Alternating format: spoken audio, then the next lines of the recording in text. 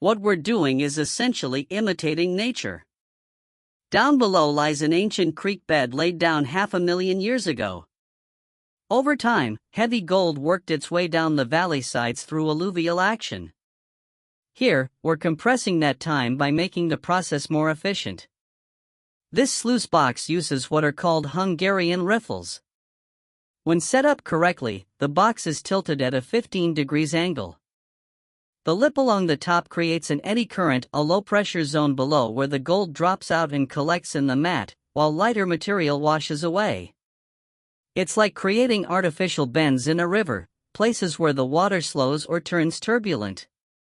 By separating gold from lighter material, the sluice box does what panning does, but far more efficiently and on a much larger scale. Wish us luck. I think we're up against it, we only have a couple of days here.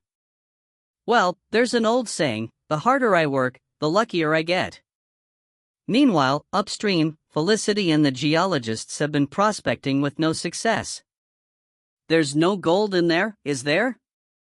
After hours of searching, the hunt for a good mining site seemed futile until Jim noticed what looked like an unpromising pile of gravel and rock. It could have been waste dirt already processed, but because it was still heaped up, he suspected otherwise. This is it.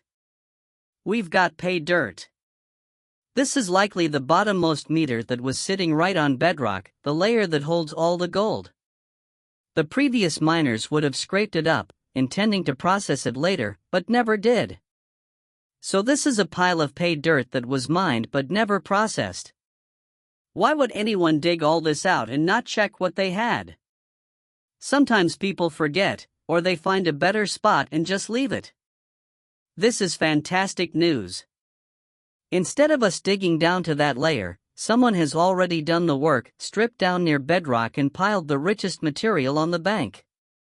Let's be scientific and double-check. Before celebrating, they panned a sample from the pile.